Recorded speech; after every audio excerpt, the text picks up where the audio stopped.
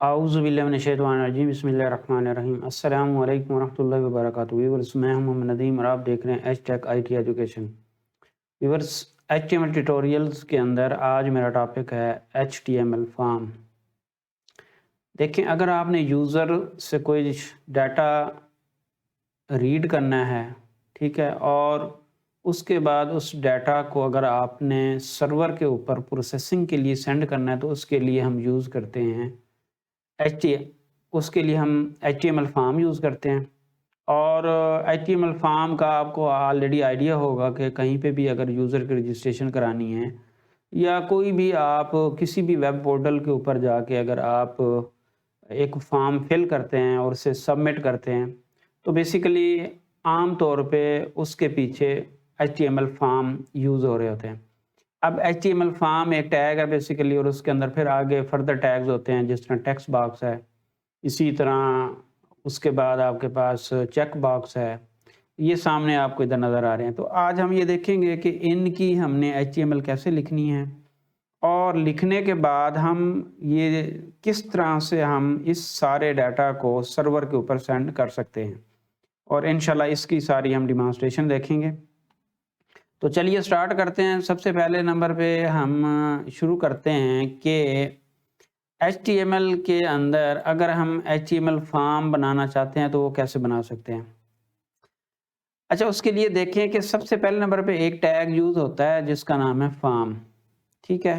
और form tag के अंदर जो हम कंट्रोल्स यूज़ करेंगे ये बेसिकली वो वाले कंट्रोल्स होंगे जिनका डाटा हम सर्वर के ऊपर सबमिट कर सकते हैं। अच्छा, इस की आगे कुछ एट्रीब्यूट्स हैं फॉर्म की, वो मैं बाद में डिस्कस करता हूँ। सबसे पहले नंबर पे हम आते हैं कि ये देखें, सबसे पहले जिस तरह आपको राइट साइड पे ब्राउज़र के अंदर ये फर्स्ट नेम नज़र आ रहा है, ये बेसिकली मेरे पास यहाँ पे मैंने इसको एक लेबल बनाया है। और लेबल बनाने के लिए क्या करते हैं, ये टैग है हमारे पास लेबल का, और लेबल के टैग के अंदर जो आप टेक्स्ट देते हैं वो बेसिकली फॉर्म के ऊपर in the form of label display हो जाता है। जिस तरह अगर मैं इसे ये लिखता हूँ तो देखें अभी ये एन कैपिटल हो गया, और इस तरह से आप ये लेबल बना सकते हैं। लेबल बनाने के बाद अब अगर मैं ये टेक्स्ट बॉक्स बनाना चाहूँ तो टेक्स्ट बॉक्स बनाने के लिए मैं एक टैग यूज़ करूँगा जिसको कहते हैं इनपुट। अब जब मैं इनपुट यूज़ करूँगा तो इनपुट यूज़ करने के बाद फिर मैं उसकी टाइप बताऊँगा। अगर मैं इसकी टाइप टेक्स्ट बता दूँ, फ़र्ज़ किया ये मैं यहाँ पे लिखता हूँ और यहाँ पे मैं लिखता हूँ, ये देखिए मेरे पास एक टाइप आ गई, इनपुट टाइप, और वो है टेक्स्ट। तो अब ये मेरे पास यहाँ पे ये टेक्स्ट बॉक्स बन जाएगा। अच्छा, टेक्स्ट बॉक्स ज़ाहिर है इसके अंदर हम वैल्यू एडिट कर सकते हैं, जिस तरह ये राइट साइड पे आप देख रहे हैं कि हम वैल्यू एंटर कर सकते हैं, डिलीट कर सकते हैं, एडिट कर सकते हैं। तो ये सारा काम आप टेक्स्ट बॉक्स के अंदर कर सकते हैं। तो टेक्स्ट बॉक्स बनाने के लिए हम क्या करते हैं, एक टैग लेते हैं इनपुट का और उसकी जो टाइप है टेक्स्ट रख देते हैं। अच्छा, अब मैंने आगे ना कुछ इसकी एट्रीब्यूट्स यूज़ किए हैं, जिस तरह फ़र्ज़ किया एक आईडी है और एक नेम है। ये इस इनपुट जो मेरे पास टैग है ये इसका है। अच्छा, इसके अंदर मैंने क्या किया है कि यहाँ पे मैंने इसको आईडी दी है, आईडी फर्स्ट नेम, और उसके बाद नेम दी है फर्स्ट नेम। इनमें थोड़ा-सा डिफरेंट है, ये सेम भी हो सकते हैं लेकिन मैंने डिफरेंस लिखा है ताकि आपको थोड़ी समझ आए। और उसके बाद उसकी वैल्यू हो सकती है, टेक्स्ट बॉक्स की वैल्यू जो हम लिखेंगे वो यहाँ पे बाय डिफ़ॉल्ट डिस्प्ले हो जाएगी, लेकिन बाद में हम इसे डिलीट करके अपनी मर्ज़ी से कोई भी वैल्यू यहाँ पे एंटर कर सकते हैं, ये आप देख रहे हैं। अच्छा, उसके बाद अगर मैं बात करूँ कि इसका जो आईडी है और नेम है ये किसके पर्पज़ के लिए यूज़ होता है। देखें, जब आप HTML फॉर्म या HTML डॉक्यूमेंट के अंदर किसी भी एलिमेंट को रेफ़र करते हैं, CSS के अंदर या जावास्क्रिप्ट के अंदर, तो उसके लिए आप उसका आईडी यूज़ करते हैं। यानी कि आगे जब आप देखेंगे जब हम जावास्क्रिप्ट के ऊपर काम करेंगे तो आईडी जो है बेसिकली जावास्क्रिप्ट के अंदर किसी भी एलिमेंट को एक्सेस करने के लिए यूज़ होगा। इसी तरह अगर आपने उसके ऊपर स्टाइलिंग अप्लाई करनी है, जो कि आगे हमारा आएगा स्टाइलिंग का, तो उस केस में भी आईडी यूज़ होता है। अब नेम जो है, नेम आम तौर पे जो यूज़ होता है वो होता है फॉर्म के लिए। जब आप ये डाटा सेंड करेंगे सर्वर के ऊपर, अभी मैं आपको चेक करके दिखाऊंगा, तो उस केस में ये जो एट्रीब्यूट नेम है ये यूज़ होगी। और वैल्यू एट्रीब्यूट वो आपको बता दिया है कि इसके अंदर अगर आपने कोई वैल्यू रखनी है, बाय डिफ़ॉल्ट अगर आपने वैल्यू रखनी है तो उस केस में आप क्या करते हैं, वैल्यू यूज़ करते हैं, वैल्यू एट्रीब्यूट, ठीक है। और उसके बाद ब्रेक मैंने लगा दी। अच्छा, अब एक और चीज़ वो ये है कि लेबल जो है ना, देखें ये लेबल, एक तो लेबल का पर्पज़ ये है कि ये आइडेंटिफाई कर रहा है कि इस टेक्स्ट बॉक्स से रिलेटेड, कि इस टेक्स्ट बॉक्स के अंदर हमने क्या एंटर करना है, फर्स्ट नेम एंटर करना है। दूसरे लफ्ज़ों में ये टेक्स्ट नेम फर्स्ट नेम से रिलेटेड है, ठीक है। अगर हम ये जिस तरह एक और टेक्स्ट बॉक्स है, अगर ये लेबल हटा दें, यहाँ से ये लेबल ही हटा दें, तो हमें ये कैसे पता चलेगा, अगर मैं ये लेबल हटा दूँ तो कैसे पता चलेगा कि ये जो मेरे पास टेक्स्ट बॉक्स है ये किस चीज़ का टेक्स्ट बॉक्स है। इसमें अगर ये भी वैल्यू ना हो और ये लेबल ना हो, तो इस कहने का मतलब ये हुआ कि लेबल एक तो आपका ये चीज़ आइडेंटिफाई करेगा कि ये जो नीचे कंट्रोल है उससे रिलेटेड कंट्रोल है वो किस काम के लिए, एक तो ये पर्पज़ है। दूसरा पर्पज़ ये है कि अगर मैं लेबल को इसकी एक एट्रीब्यूट फॉर यूज़ कर दूं और यहाँ पे इसका आईडी दे दूं, आईडी, इसको अगर मैं कॉपी करूं और ये वाला साइन कर दूं, आईडी कंट्रोल एस कर दूं, तो अब ये देखिएगा कि इससे क्या फ़र्क पड़ेगा। अब अगर मैं इस लेबल के ऊपर भी जाके कंट्रोल क्लिक करता हूं तो देखिए ये ऑटोमेटिकली जो उससे रिलेटेड टेक्स्ट बॉक्स है वो ऑटोमेटिकली सिलेक्ट हो जाता है। अब इसका मतलब यहाँ पे क्लिक कर दूं तो भी सिलेक्ट हो जाएगा, और अगर इस लेबल के ऊपर क्लिक करूं तो भी ये आपके पास जो टेक्स्ट बॉक्स है वो सिलेक्टेबल बन जाता है और आप अपनी यहाँ पे वैल्यू एंटर कर सकते हैं, एडिट कर सकते हैं। इसी तरह नीचे वाले को भी मैंने बनाया हुआ है, तो इसमें ये इसमें भी कर सकते हैं, इसको भी बनाया हुआ है। इसी तरह ये चेक बॉक्स है, ये आगे देखते हैं चेक बॉक्स। ये अभी लेबल की बात कर रहा हूँ, लेबल फॉर एट्रीब्यूट क्या काम करती है ये देखें। अगर मैं सिर्फ, हालांकि यहाँ पे मेरा जो कर्सर है वो इस लेबल के ऊपर है, इस एक्टिव के ऊपर, लेकिन इसके थ्रू भी क्लिकेबल हो गया। देखिए अगर टाइप आप चेक करना चाहते हैं सारे कंट्रोल्स की, तो यहाँ पे आपने कर्सर रखना है, कंट्रोल स्पेस प्रेस करेंगे तो जितनी भी इसकी इसके अंदर पॉसिबल ऑप्शंस हैं वो अवेलेबल हो जाएंगे। बटन है, चेक बॉक्स है, डेट है, डेट टाइम है, email, file, hidden, image, calendar, etcetera etcetera, text, time, password है। तो ये एक और टाइप है इनपुट एलिमेंट की। पासवर्ड, जब पासवर्ड लगाते हैं तो ये देखें यहाँ पे आपके पास ये जो है इसमें शो नहीं होगा, बल्कि जो पासवर्ड डालेंगे वो आपके पास इस तरह डॉट्स में आ जाएगा। अच्छा, इसी तरह इसकी एक और इनपुट टाइप है चेक बॉक्स, ठीक है। चेक बॉक्स जब आप बनाना चाहें, जिस तरह ये सामने नज़र आ रहा है आपको, क्लिकेबल, यानी कि यस या नो हो सकती है वैल्यू, यानी चेक्ड होगा या अनचेक्ड होगा। और इसकी एक और यहाँ पे एट्रीब्यूट है चेक। अगर इसको मैं यहाँ पे वो हटा दूं तो ये बाय डिफ़ॉल्ट अनचेक्ड होगा, और अगर यहाँ पे मैं इसको चेक्ड कर दूं तो इस केस में कंट्रोल एस करूं तो इस केस में बाय डिफ़ॉल्ट जो होगा वो आपके पास चेक्ड ही आएगा। अच्छा, अब इसी तरह लेबल, मैंने इसके साथ लेबल अटैच कर दिया और आपको बता दिया कि इसके थ्रू भी आप इसे क्लिकेबल बना सकते हैं, जो एक्चुअल आपके पास इनपुट कंट्रोल है। अच्छा जी, उसके बाद है मेरे पास ऑप्शन मल्टीपल रेडियो बटन्स, यानी कि इनमें से कोई एक, अगर हम ये चाहते हैं कि इनमें से कोई एक ऑप्शन क्लिक हो, जिस तरह ये नाइट हो सकता है, इवनिंग हो सकता है, मॉर्निंग हो सकता है। अब ये देखें, जब हम दूसरे को क्लिक करते हैं तो पहले वाला ऑटोमेटिकली अनचेक्ड हो जाता है। तो ये चीज़ अगर बनानी है तो उसके लिए हम इनपुट टाइप यूज़ करते हैं रेडियो। अच्छा, रेडियो कह लें तो ये रेडियो बटन जो है इसमें हमने एक तो उसकी टाइप दी, उसका आईडी दिया और नेम दिया। अगर आप ये चाहते हैं कि ये सारे एक ही ग्रुप बन जाए, यानी कि इनमें से किसी को क्लिक करें तो दूसरा ऑटोमेटिकली अनचेक्ड हो जाए, ठीक है, यानी कि ऑन ऑफ हो जाए, तो उसके लिए हम यूज़ करेंगे, इनमें जो कॉमन चीज़ है वो है नेम, यानी कि इसका नेम भी शिफ्ट है, इसका भी शिफ्ट है, इसका भी शिफ्ट है। यही वजह है कि ये सारे जो हैं आपके पास, अगर मैं इसको नेम को हटा दूं, यहाँ पे 1SWE कर दूं और ये अब इसको मैं चेक करूं तो ये देखें, अब ये तो क्लिकेबल हैं दोनों, ये दोनों मतलब ग्रुप बन गया है। क्यों बन गया? क्योंकि इन दोनों का नेम सेम है, लेकिन ये चूँकि अलहदा नेम है इसका, तो इस वजह से अलहदा हो गया। अगर मैं इसका नेम ये वापस कर दूं और यहाँ पे इसको कंट्रोल एस करूं तो अब ये सारे एक ही आपके पास ग्रुप बन गया। तो इस तरह से आप ये रेडियो बटन, ये चेक बॉक्स था, ये रेडियो बटन बना सकते। आगे क्विकली हम आगे चलते हैं। अच्छा जी, आगे है हमारे पास सिलेक्ट ऑप्शन। देखिए सिलेक्ट ऑप्शन क्या है।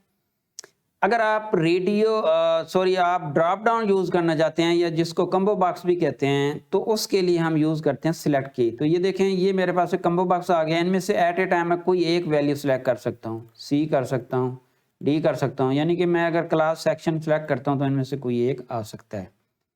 और दूसरे नंबर पे इसमें ऑप्शन है सिलेक्टेड की। अगर किसी को बाय डिफॉल्ट सिलेक्टेड बनाना चाहते हैं ऑप्शन, इसमें एक सिलेक्ट के अंदर फिर ऑप्शन।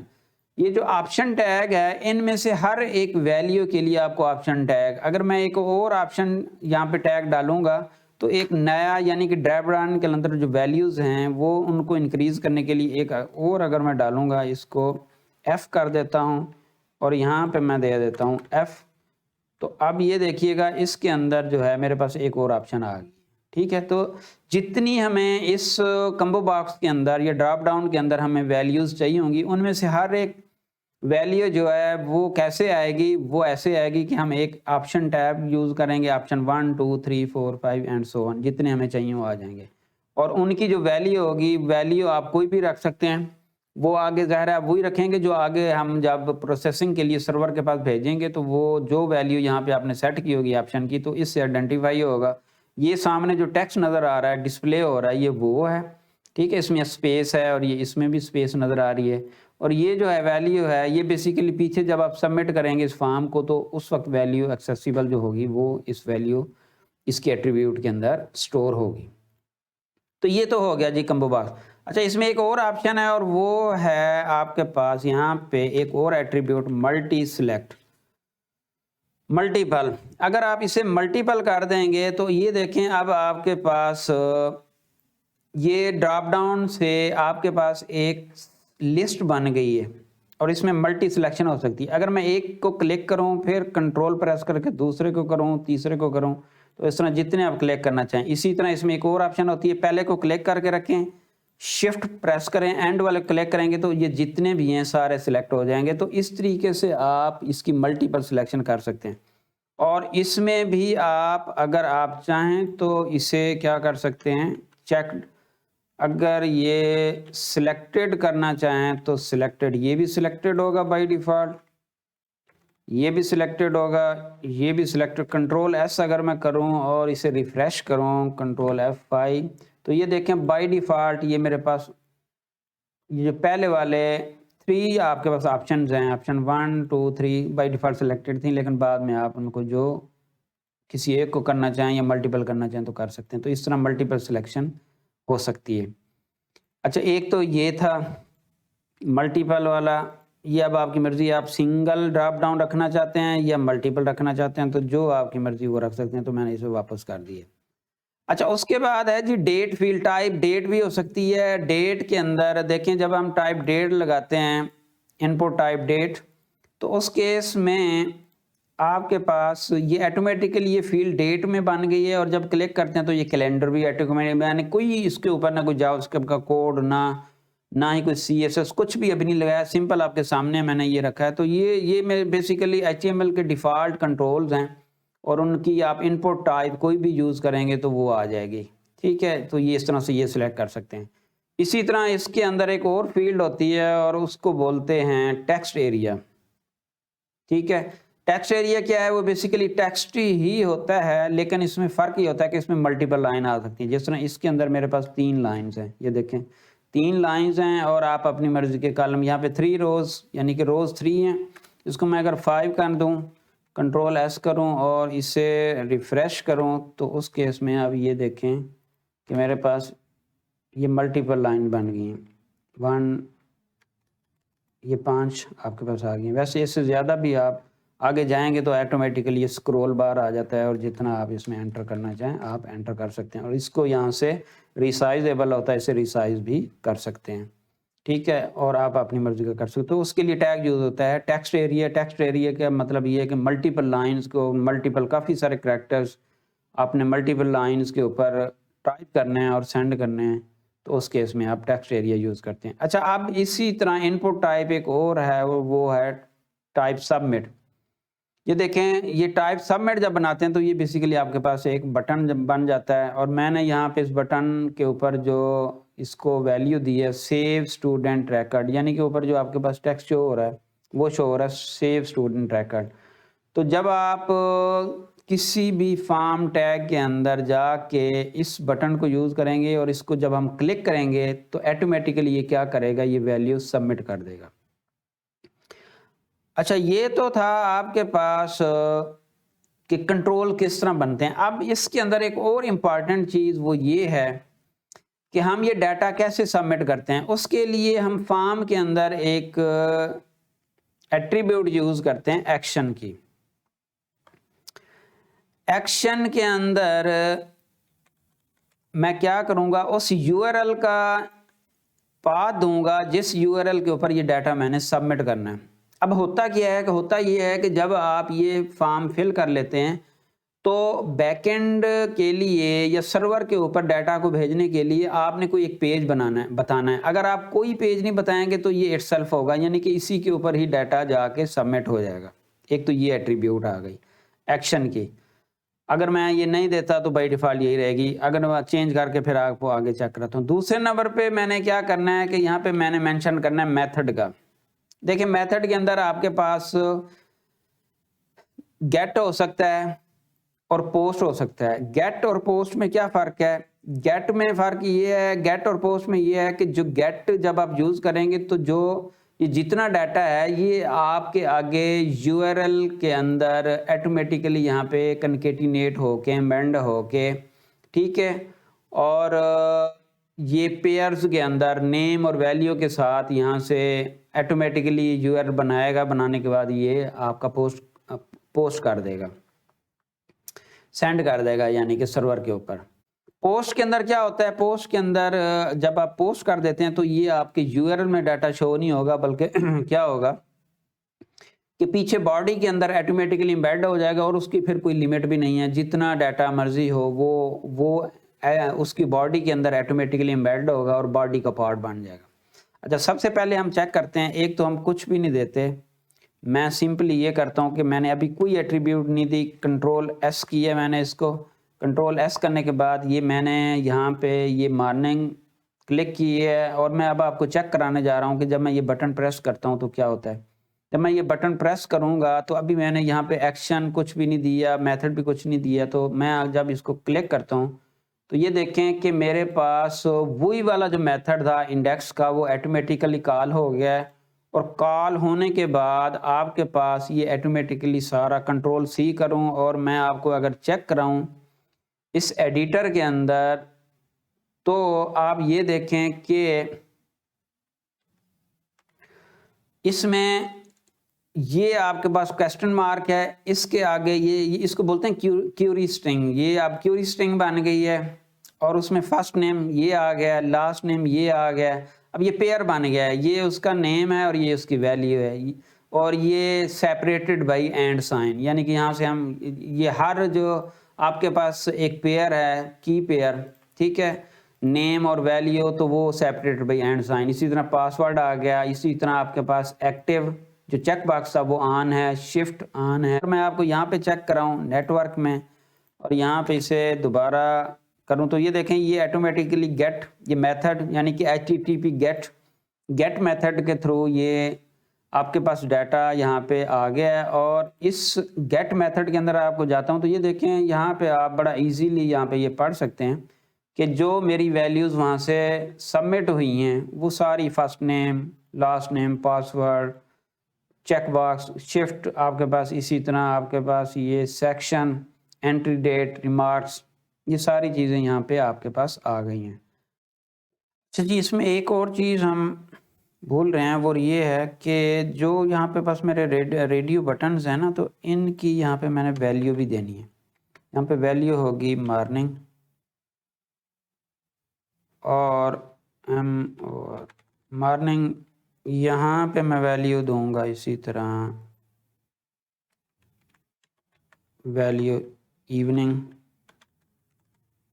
यानी कि जो आप वैल्यू देना चाहें, हर आपके पास जो रेडियो बटन है वो ये आप देख सकते हैं।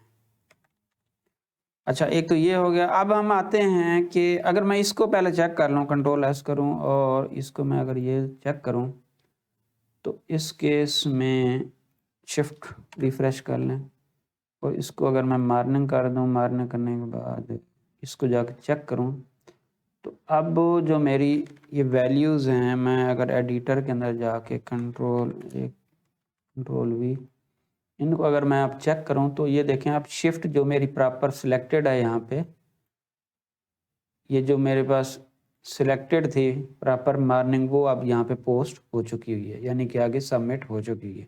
तो इस तरीके से हम इसकी वैल्यूज़ दे सकते हैं। अच्छा, उसके बाद जो है वो अब हम चलते हैं कि जो आपके पास यहाँ पे, एक तो ये आपके पास था बाय डिफ़ॉल्ट।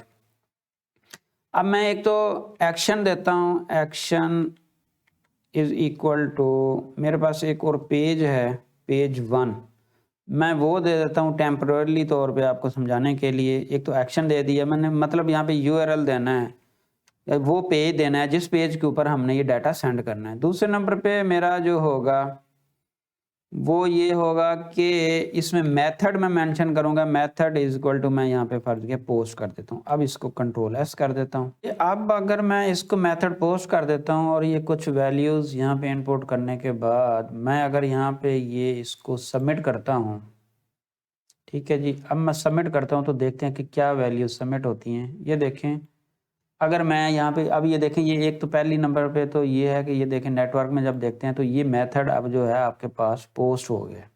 ये यहाँ पे मेथड जो है HTTP पोस्ट है। अब HTTP पोस्ट के अंदर देखें कि एक तो ये हेडर्स हैं, हेडर्स जिस तरह पहले हम यहाँ पे वो आपके पास क्यूरी स्ट्रिंग्स के अंदर आ रहा था, एक तो यहाँ पे देखें ये क्यूरी स्ट्रिंग में नहीं है, ठीक है। इसी तरह ये हेडर्स के अंदर भी नहीं है। अब अगर मैं रिक्वेस्ट में जाऊं तो रिक्वेस्ट में आप ये देखें कि ये जो हमने इनपुट किया था, first name, last name, password, active, shift, section, entry date, remarks, मतलब अब ये बॉडी का पार्ट बन गया है। और ये इस तरीके से ये फ़र्क होता है आपके पास मेथड अगर आपके पास पोस्ट हो और गेट हो। इसके अंदर एक और चीज़ कि अगर आप कुछ कंट्रोल्स को डिसेबल्ड करना चाहते हैं, जिस तरह ये फर्स्ट नेम है, अगर मैं ये चाहता हूँ कि ये डिसेबल्ड फॉर्म में हो, यानी कि बाय डिफ़ॉल्ट वैल्यू जो यहाँ से मैं सेंड करूँ और जो पास यहाँ पे सेट करूँ वही रहे, और ये उसके बाद चेंज ना हो सके तो उसके लिए एट्रीब्यूट यूज़ होती है डिसेबल्ड। कंट्रोल एस कर दूंगा। अब ये देखें आपके पास ये कंट्रोल बाकी क्लिकेबल हैं, ठीक है, लेकिन ये वाला क्लिकेबल आपके पास नहीं है। तो इस तरीके से आप इसे इनेबल्ड और डिसेबल भी कर सकते हैं। दूसरी बात जो बताने वाली वो ये थी कि ये जो इनपुट टाइप का आपके पास ये जो बटन है, ये बटन इसके अंदर होना चाहिए। अगर इसे फॉर्म से बाहर रखेंगे या किसी और कंट्रोल को फॉर्म से बाहर रखेंगे तो फिर उस केस में ये फॉर्म का पार्ट नहीं होगा। और अगर मैं अब ये रिफ़्रेश करूं और रिफ़्रेश करने के बाद अगर इसे सबमिट करूं तो ये देखें कोई एक्शन भी परफॉर्म नहीं हो रहा। क्यों नहीं हो रहा? इसलिए नहीं हो रहा कि इस फॉर्म के अंदर अगर आप इसे रखेंगे तो फिर ये उसका पार्ट बनेगा और फिर ये सबमिट करेगा। अदरवाइज अब देखें, अब ये कर रहा है, पहले ये नहीं कर रहा था। तो ये तो टॉपिक था जी आपके पास HTML फॉर्म्स का। तो उम्मीद है कि आपको ये आपका आज का कंटेंट अच्छा लगा होगा। अगर ये आपको कंटेंट अच्छा लगे तो भाई चैनल को सब्सक्राइब करें, वीडियो को लाइक करें और दूसरे दोस्तों के साथ शेयर करें। एंड पे दुआ है कि अल्लाह ताला हम सब के हलाल रिज़्क़ में बरकत अता फरमाए और अल्लाह ताला अपने सिवा किसी का मोहताज ना करे। इन दुआओं के साथ अल्लाह हाफ़िज़। मिलेंगे अब अगली वीडियो में। अप टिल देन अल्लाह हाफ़िज़।